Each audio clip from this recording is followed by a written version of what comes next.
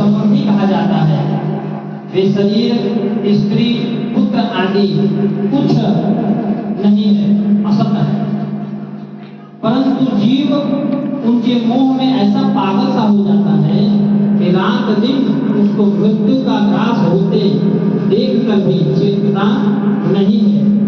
इसलिए जो अभय पद को प्राप्त करना चाहता है उसे तो सर्वात्मा सर्वशक्तिमान भगवान श्री कृष्ण की लीलाओं का श्रवण करना चाहिए, कीर्तन स्मरण भी करना चाहिए। मनुष्य जीवन का सर्वश्रेष्ठ लाभ भगवान की भक्ति करना ही है। विवेक, ज्ञान, साष्टांग योग तथा स्वधर्म निष्ठा, इन सब का अंतिम प्रयोजन यही है कि मृत्यु के समय भगवान की स्मृति अवश्य बनी रहे।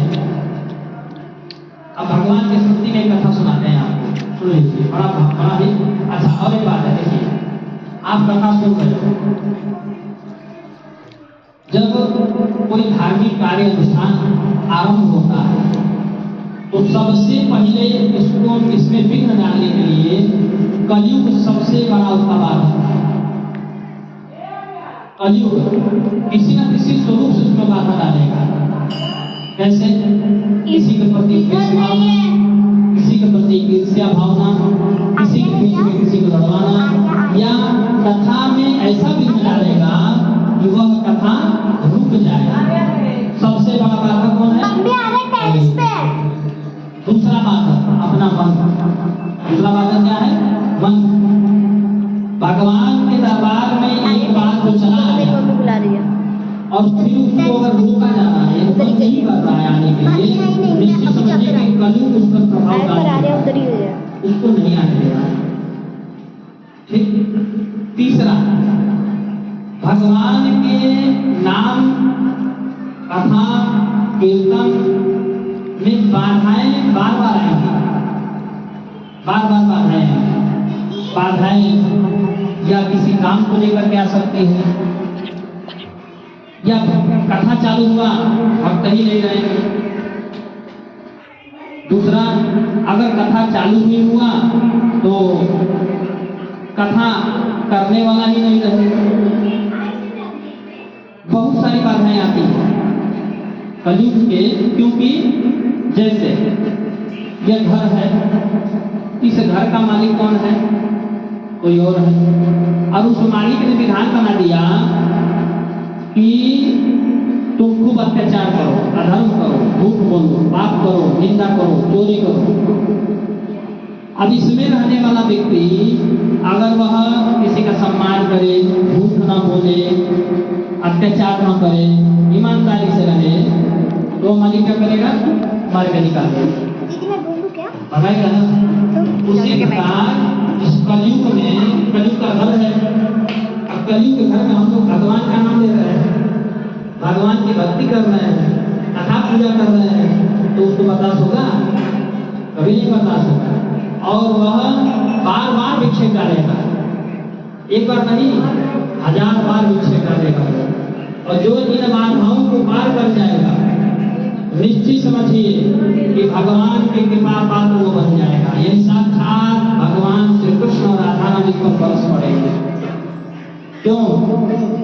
क्योंकि जा रहा था सैर करने, दिल में कुछ अरमान थे, एक तरफ नदियों की धारा, एक तरफ शमशान था, मेरा पैर हड्डी पे पड़ा तो हड्डी का ये बयान था, ऐ मुसाफिर समझ के चल, मैं ही कभी इंसान था।